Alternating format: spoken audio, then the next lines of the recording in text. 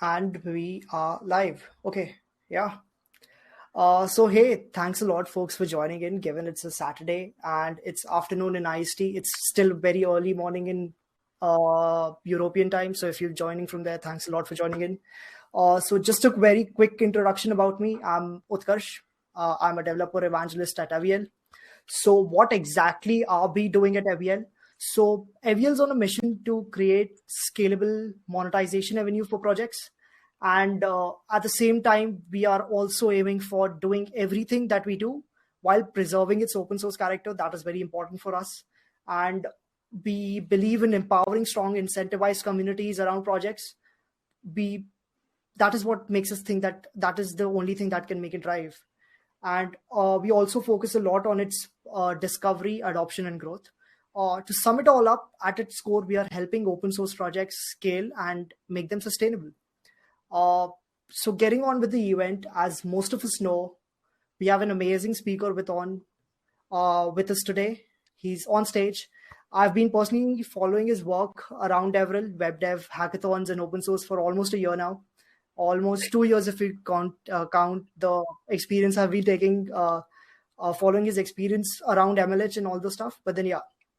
So, yeah, it will be only fair to get the intro from Harshil itself. So, yeah, Harshil, please. Hey, thank you for having me. I am excited to talk over here.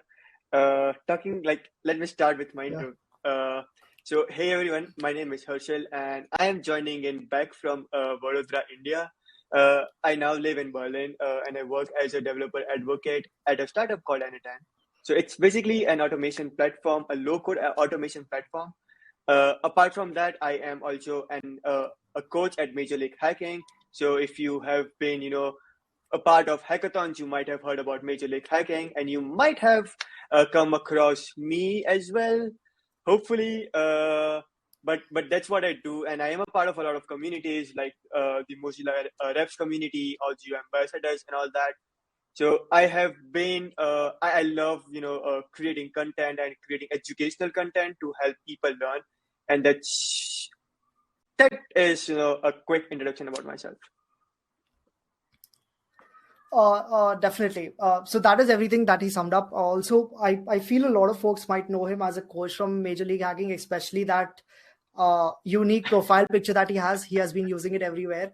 But then, yeah, that is how I even got started with following his journey and following his work. I was like, okay, he's from India, so yeah, we should follow his work. But then, yeah, thanks for that quick intro. Now that you're into developers relations for almost 2 years, but what I've seen talking to a lot of developer relations folks out there, that each of their journeys is quite very different. There is no fixed part to it. But then, just could you tell us about your journey Sure. till now? How has it been? Where did you start? What was your first line of code, maybe, or maybe first hello world? And yeah, we can start from Wow. there. Okay. My first hello word would be back in school, where they used to teach, that programming language called Logo. So if you're not aware about Logo, it's you basically had a turtle on the screen. You used to write commands and draw stuff. Yeah, So that yeah. would be my first hello world in the world of programming. Uh, but yeah, that's kind of excited me, and that's kind of got me more into programming. And I was that one kid who would actually attend all the computer classes and be actively participate in all the events around that. So that's kind of got me more and more involved into the programming world. And when I was still in high school, I wanted to have my own startup, and I realized that being technically sound is really important, and you need to learn coding if you want to have your own startup. That's what I learned back then. So I got more into learning coding, and the first few resources that I used was Free Code Camp and Codecademy. But then I joined the college. I saw the environment. I I saw what is going on around in there, what they teach in the college and stuff like that. And it was still interesting, but not what I was looking for. So I joined one of the meetups by GDG Vadodara. That's a Google Developers Group's local chapter in my city, Vadodara. So I attended that event and I was like, wow, this is amazing. So I get to go to an event, meet people, talk with them, learn with them, make new friends, get to eat food for free, and get some specs. So that was, something interesting. I was like, this is interesting. I want to do this. I want to keep on doing this and, attend more of this such events. I started attending more and more community events, and I thought, why not I bring this to my university and, get more of my friends involved into communities. So I did that. I started a community on my campus.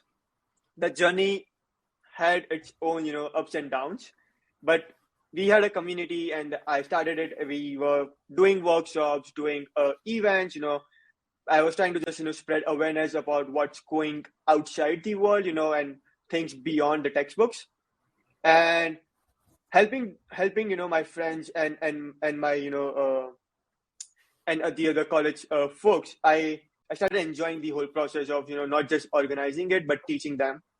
And that's when I realized this is something, that I might want to explore. So that's still at that point of time, I wasn't aware about DevRel. I wasn't about, I wasn't even aware about, there's such work, such profession that exists around, where you get to help people, you get to create educational content, and you get paid. That's when I that's when I joined the GitHub Campus Expert community, and where I got introduced to the whole DevRel space. And that's when I learned, okay, there is a different profession that's called developer relations, and they have then, well, that's basically an umbrella, but there are then other different things within developer relations, and it's around helping people, and that's what I enjoyed. So I was like, okay, this is an option that I would want to consider.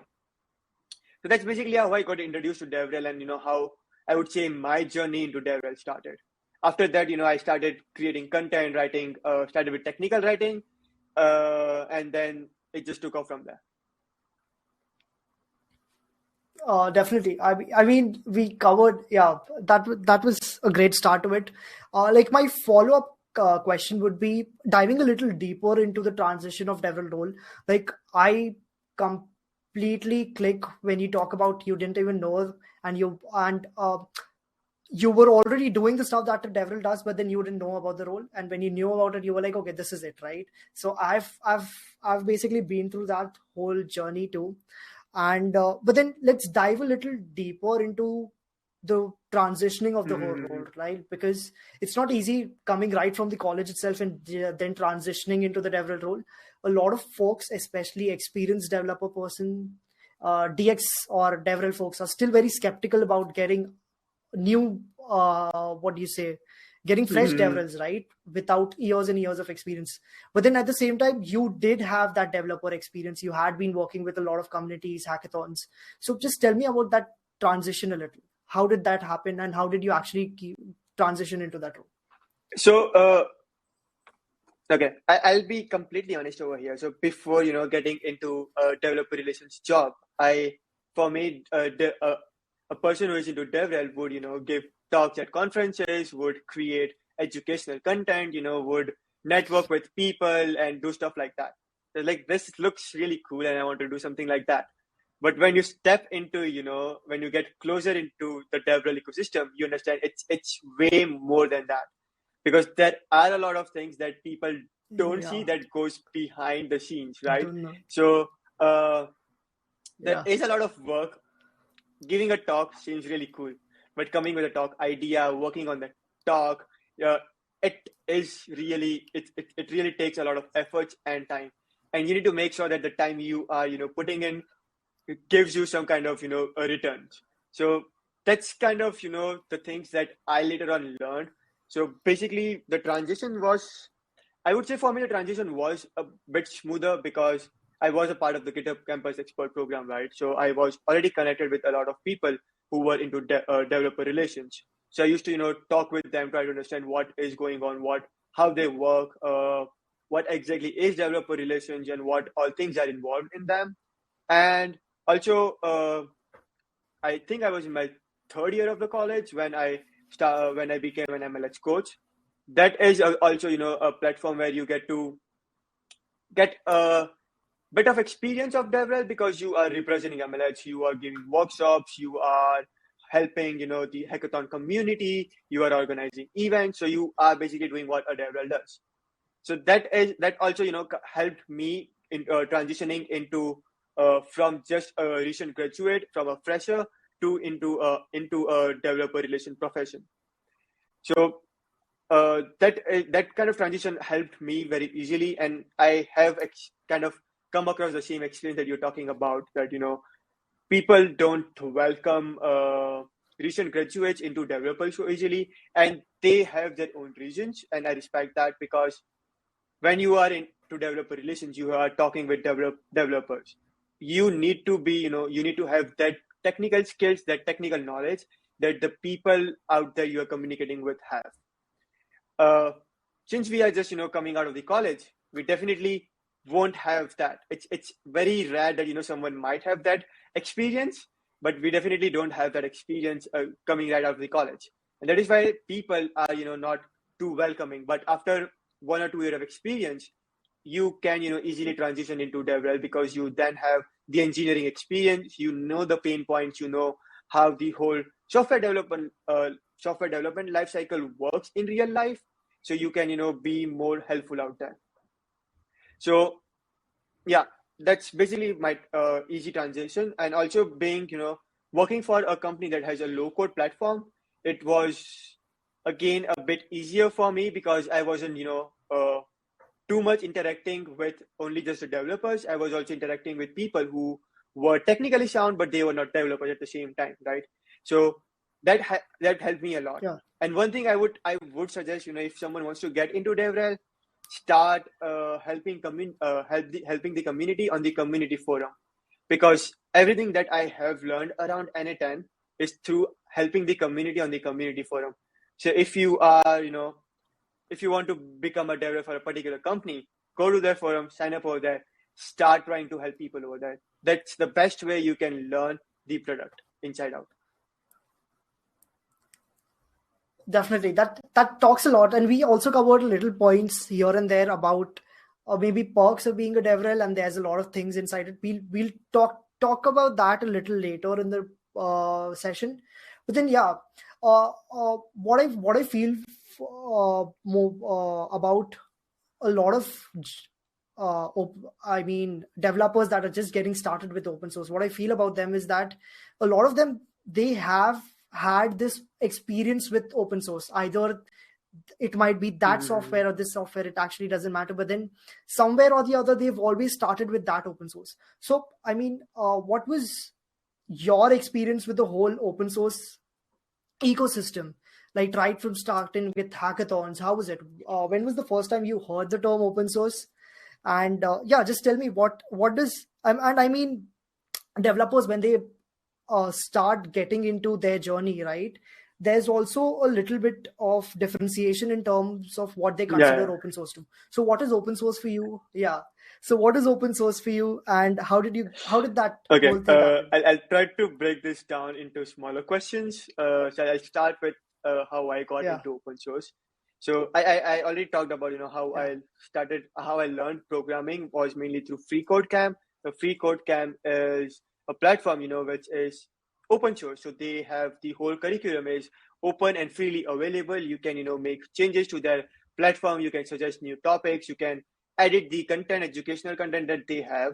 So that's where I heard about open source, and that's where it got me interested. I'm like, wow, this is amazing. So I get to take a course for free. I even get certified. I get to build projects. I get to connect with community, and I can even help them improve their platform, or maybe the course or anything out there. So that's kind of got me interested into open source. But then I was afraid. I got intimidated, and I was like, this is a huge repository. This is not something that I am familiar with, and I don't know from where do I start.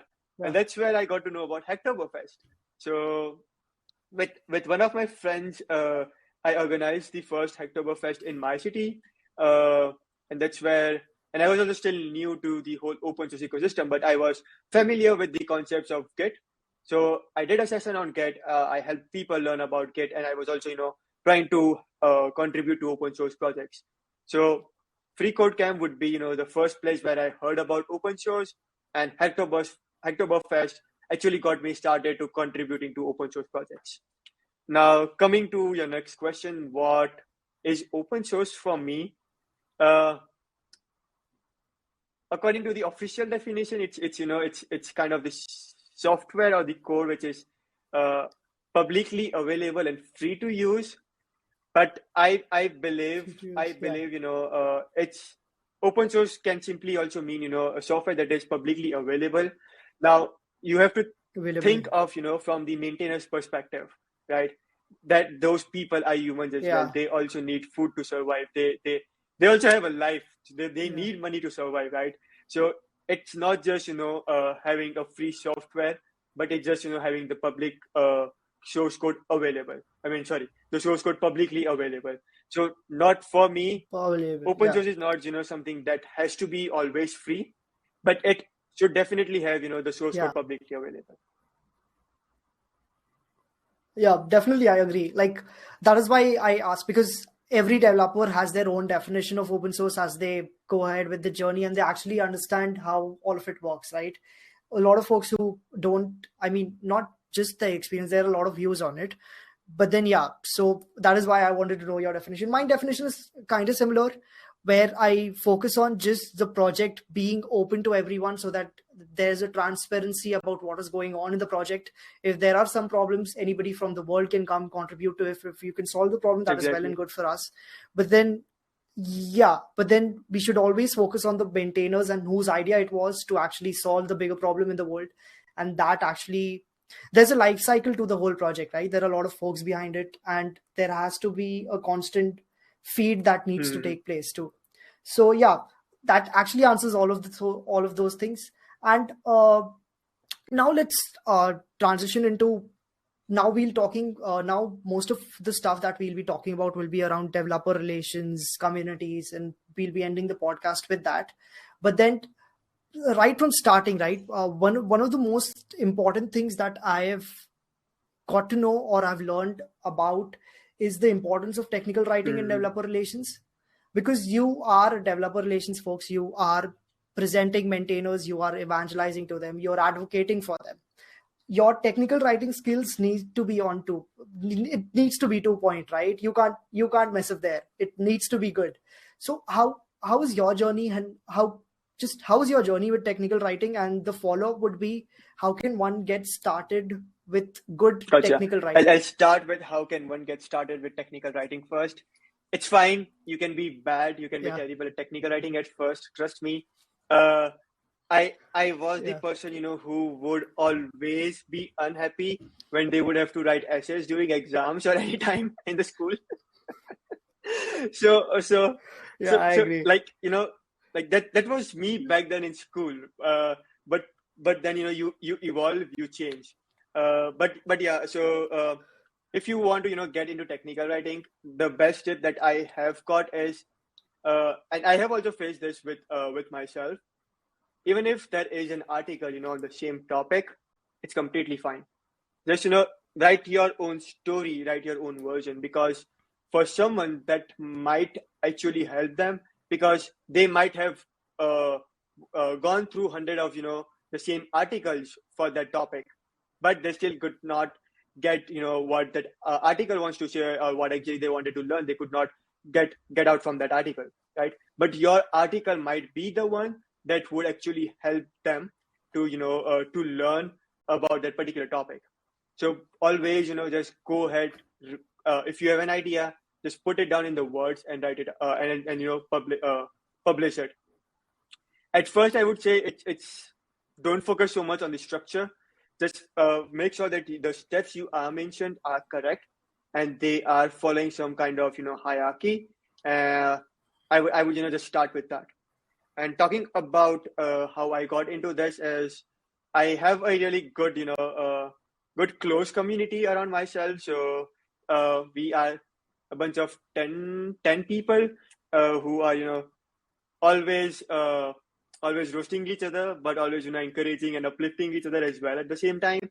So one of them just said, hey, you are doing such a good work, and if you want to spread your knowledge more, why don't you start with writing? And I was like, that's a good idea, because I also consume a lot of blog posts, so maybe I start writing and people might find that helpful. But then I got stuck. I was like, yeah, but all the articles that's coming from me, they are going to be very basic, and someone might have already written that. So how it's going to help someone? And that's where someone else, I don't remember exactly who, but they gave me a really good advice, which I said earlier. Like, it does not matter if the article is already out there. What matters is you are sharing your knowledge in your own words.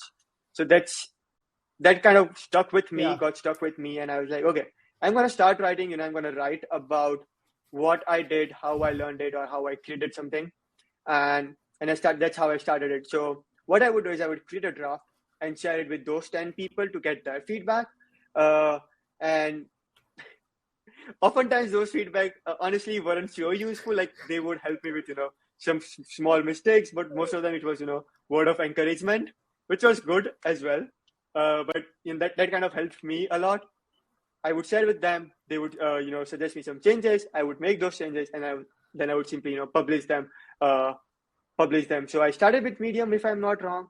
I also wrote a couple of articles on dev.to, and now I mainly try to just have everything on my own website.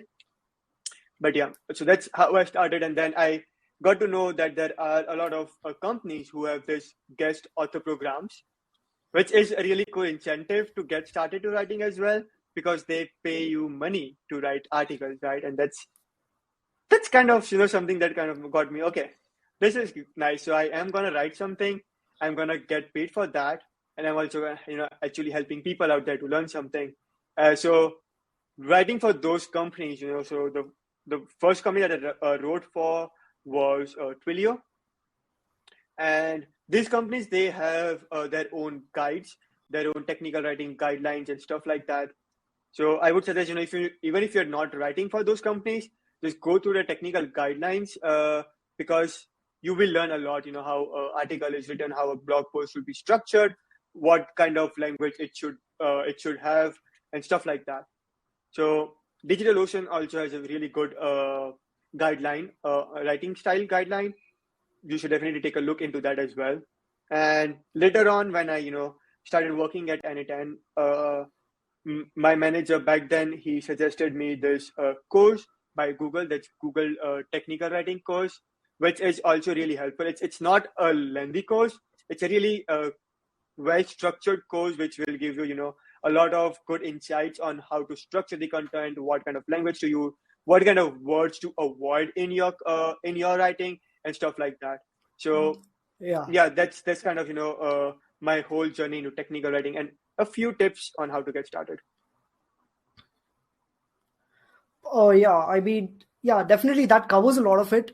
A lot of folks who are very new to this space, they don't understand the importance of technical writing. Like, there have been multiple talks just focused in DevRel about these things, and so those, just look at those talks. It has been there. It is there. Those are a lot of insightful stuff, and especially getting down to the details of using the very small keywords, right? Like, okay, this article will be very easy for you folks. Yeah. That puts a lot of people, that is basically creating imposter syndrome for the ones who might not find it easy, right? So I connect a lot with that. I used to make those mistakes, and then when I was into my journey, I was freelancing. We used to write internal documentation, so it was even more harder because you couldn't get it reviewed because of the contractual stuff. It was very, very hard, right? So, but then definitely I would agree that having close knit of friends or acquaintances that can help you and give you actual critiques, right? Okay, this is where it can be structured better. Because if you see, like, if you write nowadays, a lot of people reach out to each other on emails and Twitter DMs. So if you read the same mail, maybe 2 days later, you'll be like, hey, this could have been actually structured better. Or you'll be like, hey, maybe the past tense, active, passive, something is wrong here. Yeah, something like that, right? So once you have that friend or acquaintance or someone else verifying the same thing for you, you have that check right there and there, right? So that is obviously one of the things. And you also covered how we can actually improve it. So that actually covers it one all. one So more now thing, we'll be sorry, talking. but one Yeah, more thing I would like to add on yeah, over here is, uh, I feel, like writing content is much more beneficial because you can edit it easily. But with videos, it's kind of a long process because first of all you have to create the video, right? And if yeah, things change, and in the JavaScript world, things change very quickly, right? So your video is outdated and yeah, people cannot follow it, right? But with an article, you can make those changes quickly and easily. It's still the same URL, it's still at the same place. People are not navigating back or to a different place. It's still the same thing, but you have just made those updates and helping other people out there. That's the thing I found a bit annoying with videos, that you have to keep on then re-recording when new things come up, but that's the benefit of articles over there. yeah. Yeah, definitely. And also, yeah, just going back to the point where you added, like, the article that you write doesn't have to be new when you're getting started, right? I mean, when it comes to tech, there are only several leading languages out there, and there can be like thousands of frameworks on it, right? But then what I feel at the same time is most of it is already being covered, but then there's always your Exactly. version to it, right? You can always add your version to it, and that is unique, right? Nobody pinpoints to an article that says, hey, this is copied from that. You can always tell them, no, this is my version to it, this is how I would like to create it, right? But then, yeah, definitely, that imposter syndrome is there with a lot of people, that, hey, either the article might not be good enough, or either it is already existing out there, who will look at it. But then what I feel is, when you actually write content around it, there's a lot of stuff that you Yeah. learn, and there's a cycle to it, right? You constantly keep learning, and then once you find a knack for it, right, then you just keep writing stuff. You might not even be writing, and then your Notion is filled. So yeah, definitely. So now let's come into communities in DevRel, right? So it has been one of the most trending topics around for a while now, and especially after the pandemic hit and everything switched Hmm. to virtual. It is when the companies realize the importance of developer relations and advocates to be there, existing in especially product-based companies, not just product-based companies, anywhere where the Yeah. main focus are developers, or maybe the customers here are developers. So before we dive into the DevRel part, let's just cover communities if we can. So also, everyone has their own definition of communities. What is communities for you? Let's start with that. That's a tough one. What is communities for me? So communities is, for me, it's basically a bunch of people who have interest on a similar topic, right? Because Yeah, that's how you get connected to those people. Uh, for example, the first kind of community that I feel where I belong was the Mozilla community, because we were talking about privacy, we were talking about security, and we were talking about open source as well. That's where I felt like, okay, this is the community where I belong, because people were talking about the same things. And that's where I got to meet a lot of people and make a lot of new friends as well. So for me, a community, is basically a group of people who share a common interest. And that's just the starting point. But once you become a part of a community, you don't have to stick to that particular topic or that particular agenda. You can then, talk about anything else. It's just, finding that that kind of icebreaker that you were looking for. So for me, joining the Mozilla community, it was, open source, privacy, and security. That was the icebreaker. And then now it's not just, talking about open source or stuff like that. It's talking about things beyond that as well. yeah, definitely. Even for me, I would say it is about a bunch of folks who have the same ideology and vision about some product, or maybe anything that they're working on. It can be literally anything that forms the community. And now this can be either from your personal perspective, or maybe business perspective, right? A lot of times, depending on where the DevRel is Mm-hmm. positioned inside a company, a lot of community part comes into their plate too, right? So uh, also, given that you have experience in running hackathons, hosting a lot of hackathons, and especially with MLH, so what are your just views about how can one, oh my god, sorry, I just kicked my bottle. How can one build scalable communities, right? Because what I feel is people start with their communities. Okay, they are closed it goes on for a while, but then sustaining those communities and making sure that they scale from there naturally rather than feeding numbers. What is your views on that? So a few of the things that I have learned in my journey till now is, at first you have to be very active. You have to be uh, welcoming people, posting messages, greeting them. You have to activate them at first. It's you who is putting a lot of efforts at first, but it's just it's just the initial phase. When people start talking, you have to start recognizing those active members, and you have to now learn, okay, these are the people who are more active and who are more interested in the community, right? How we can help them to amplify this efforts. So it's then you're not Yeah, just the one person team, but you have then 5 other people, and these are the community members. These are the active community members. So now you have to listen to them. You have to learn from them what they need to amplify their efforts as well. So I have seen a lot of communities go stagnant because initially the community members, and even the people who have founded those communities, they are active, they are enthusiastic about the community, but then people don't realize how much effort it takes to activate a community. It's just not it's just not about yeah, creating a group on Discord or just opening a Slack workspace. It's more than that. You have to be active. You yeah. have to be uh initially you have to be like have give respond back to messages in almost real time, to keep that engagement going on. So it takes a lot of efforts at first, but once you have that people start communicating more and more, start engaging more and more, and you have to also learn and keep on continuously getting feedback from, like, okay, you have been a part of the community for over a month. What is that you want to get out of this, and how I can help you grow in your journey, right?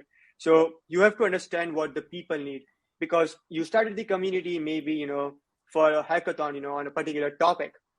People joined in, people created a project, everything went well, hackathon is over, you still have the Discord server going on. You once in a while you drop in a message about around the same particular theme of that hackathon, stuff like that. But the hackathon is over, right? So you need to keep on come up with ideas to keep the people engaged over that, if you want to actually build a community Yeah. around that. So that's the thing that I have learned is you have to put in a lot of efforts at first, and then you have to also continuously take feedback and activate the active community members. Yeah, definitely. I agree with everything that you said. And adding to that, I feel it's even harder when we talk about developer communities because I just feel developers are, I mean, most of the folks right now, given in this era, they have been a developer some way or the other. They might even not know about it. But then, yeah, it gets even harder when you want to try to activate active developer communities because you have to solve a purpose, right? And you have to give it back to them. It has to be beneficial for them, and that is where I see a lot of communities fall. But then definitely there are a lot of existing communities out there, and also product-based companies, they focus on their internal community. NAT has a very great community. I've been into your community calls thrice, I guess. Yeah, so that is great. But then, yeah, definitely you have to solve their purposes or whatever they want to learn. There has, again, Yeah, it's all about the cycle, right? That if we are given something, if we are taking something for you, we have to yeah, give something to exactly. you as well, right? There's this constant exchange of knowledge also taking place because it's all about learning and growing at the end of the day. Everybody cannot be stagnant. That is what communities are for. Yeah, definitely. Now, okay. So yeah, we have time. So now we'll be diving into the exciting part for the conversation. That is why I put it at the very big last, because this is the part where we could actually edit all of it and we can structure it. But then uh, now let's we won't go very deep into DevRel. Maybe we can do a different podcast where we actually not just talk about from a student's perspective, but then business perspective about DevRel and how. But then now we'll just cover about is DevRel actually exciting? And more than, can we just talk about the downsides and the perks? Perks we know, all the hackathon stuff, traveling, all those stuff. But then what are the downsides in a lot of folks that they might not know from unless they actually dive into developer relations? I have a lot to tell you. I am eagerly waiting to listen from you. What are the down perks for you? But yeah, for me, I have always been I enjoyed helping people people in any way that I can, and that's what I have been doing as a DevRel at any time. So for me I don't think I have found any kind of downsides at this point, but what I would say is there is a lot of meetings that you have to be on. Yeah, Sometimes definitely. that gets a bit annoying, but then you learn to how you learn to structure your week, and then you can distribute all those meetings and stuff like that. But that's something that you need to learn. And if you are into DevRel, and if you don't enjoy helping out people, it's not a place where you want to be, Yeah, because you are not gonna want enjoy to be. the journey. The other thing is people think Yeah, I think I mentioned this earlier, but there is a lot of research going on behind the scenes. So if I want to give a talk maybe around security tomorrow, right? I have an idea, perfect. I wrote a CFP, that's good. But to deliver the talk, I need to do a lot of research, because I am giving a talk in front of experts, research. and I Yeah, am gonna get some really good questions, right? So I don't want to sound completely dumb, right? It's fine. I don't want to be a security expert, but I should at least have all the knowledge, or at least a good knowledge around the topic that I want to talk about. So there is a lot of research, there is a yeah, lot of reading, there is a lot of learning going on.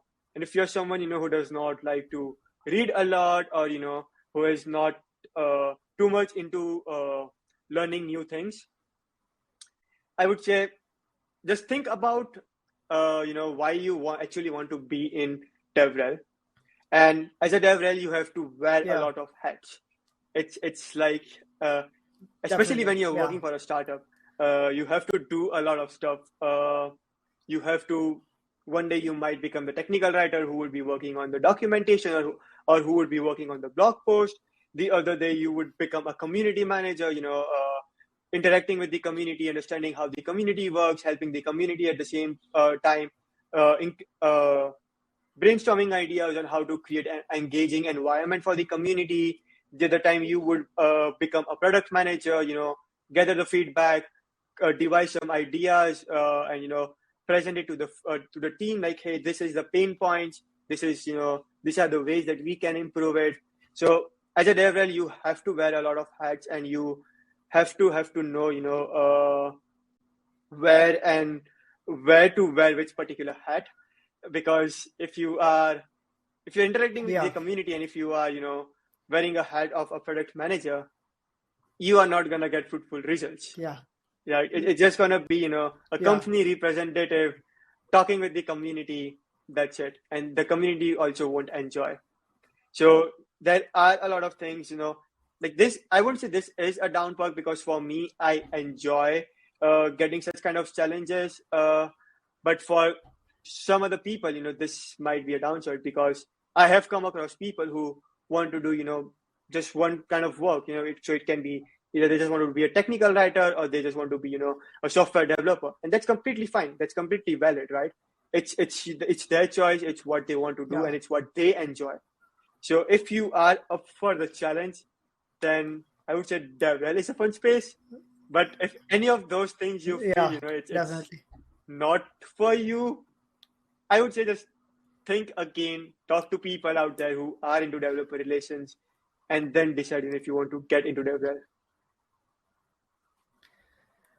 Yeah, definitely. My follow up will be something very around this. And like, I won't say what are the downsides, but then I could reframe it Mm-hmm. as challenges, because there are always two ways to it, right? And developer relation, I mean, obviously you're working for companies, they have to make money, and then you have to present your internal KPIs to them, and you have to prove, that is how you prove your value, right? But then often when with DevRel, presenting those KPIs can be very much harder, because at the end of the day, Yeah. DevRel is a people business, right?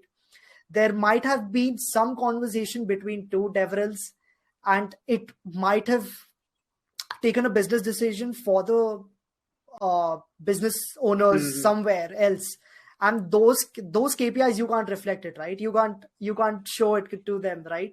So that that is quite challenging for a lot of folks, right? Even there's a great blog on this Mm-hmm. by Mary. She's yeah. So a lot of folks in developer relations, they know about this. But then this is definitely a deeper topic. We can talk about it later. But then yeah, challenges is that providing your value each and every time might be very difficult as a DevRel, because it is very hard to explain folks that, hey, you're not just a DevRel. There are times that you are wearing multiple hats, right? That is one of the points that I love that you mentioned. uh, yeah, so sometimes there can be a imposter syndrome within yourself that, hey, how am I supposed to prove my value to? But then at the end of the day, you're obviously providing a lot of value, but then getting it down to numbers, that might be very difficult. But then yeah, there are often ways to it. There are great blogs on it, how do you do it. But then Yeah. yeah, definitely. So Just to now add it the over there, it yeah, also depends yeah, on your company, where you work, and how focused they are on the KPIs or the numbers. Uh, because I have seen a lot of companies, who understand what developer relations is, and that is why they don't, have a strict KPI for the DevRel team. So yeah, it actually definitely. depends on the company that you are working for. So again, if you want to get into DevRel, you are interviewing with a company, try to understand, what their ideology is, what kind of metrics they look into, and think if you would be interested, working for a company that is, looking into such kind of metrics. So that can be, for example, the number of signups that you got after you gave a talk, in a conference, right?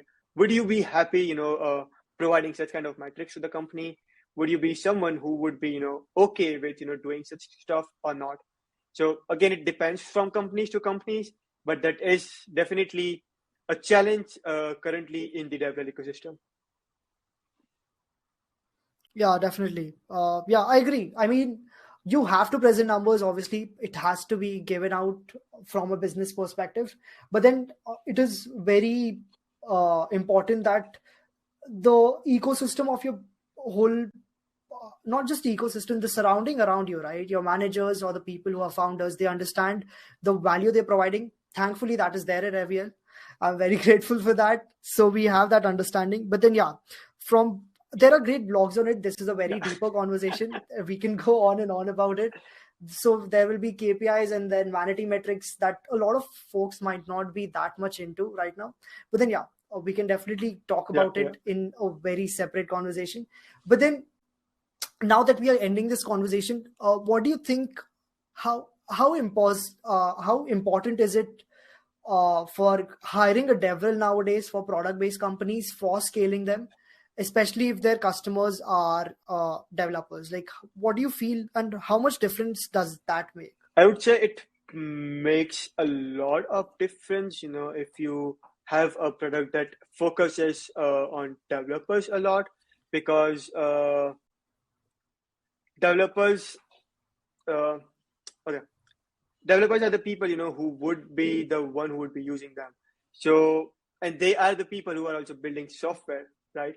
So you cannot, Yeah, it's really difficult to, get the feedback out of them.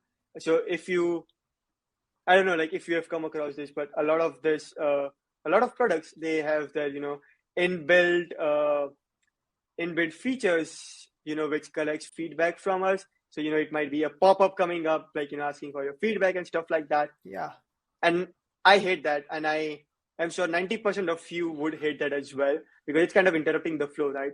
None of yeah, us like that. And that's a bad user experience, right? But how do we know that? Unless and until we talk with the user. And the user over here is the developers. So we being a community, having a community around, because that's what the developer relations help to create. They help to create a community around the developers, and get feedback from the developers. Because if you are building a product and if you don't know what the people need out there, no one is going to use your product, right? Yeah. So you need to understand, you need to continuously get feedback from that. And that's what the developer relations people help with. The other thing that help with is, helping these developers learn how to use your product. You have an amazing product. People needed that product for centuries. You have that. But no one knows how to use it. Right? So use it, definitely. Even if you have an amazing product that solves the problem that, people were looking out for centuries, it's not useful for anyone if it does not have, educational content, if there's no one out there to teach you how to use it, right?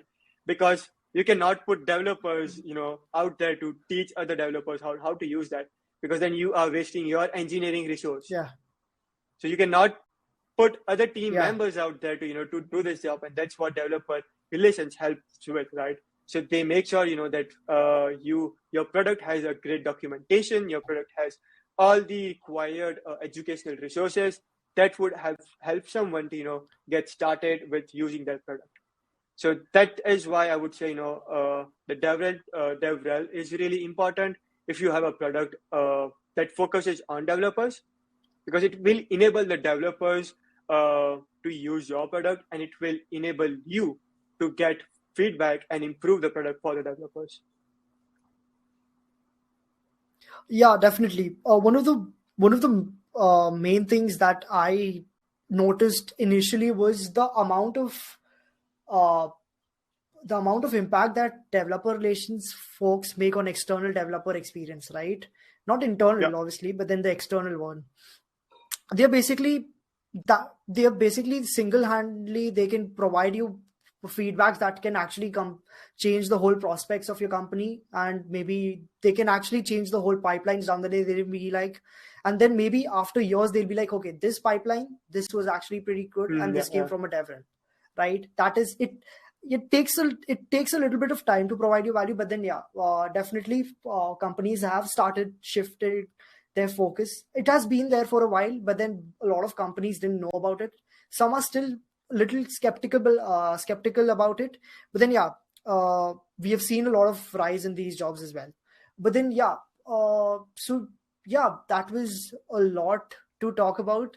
And so to sum it all up, we got to know about Harsh's journey, how he started all around open source hackathons, DevRel stuff, and then we got to know about his views and his perspectives about what is open source. Then we dived into one of more major topics for the session was about technical writing. How can one improve their technical writing skills? Then we dived into what are communities and how can one build scalable communities. This was from a business perspective. And then how exciting is DevRel? What are few of the challenges and what are the perks? And how important is DevRel in scaling product companies? So that sums up a lot. Any closing lines from you, Harshil? Any closing lines? I would say, DevRel is an exciting space to get into right now, but don't get into DevRel because it's at a hype at this point. Get into DevRel if you really enjoy helping people, and if you are looking into communities, if you love interacting with the communities. Only then think about getting into DevRel. And again, DevRel, it's not, you can help people even if you're not into developer relations by just creating content, helping people on the community forums and stuff like that. So you necessarily don't have to be a DevRel to help people. If you just want to help people, you can always get started right now. Definitely. So thanks for joining in, Harshil, and thanks for joining in. We had almost 15 attendants at a point, and it was not expected. We didn't market it that well because that wasn't our main goal. But then, that was a very quality conversation with you, Harshil. Thanks for joining in. So folks, we'll be seeing you in the next one. Take care, everyone. Thank you.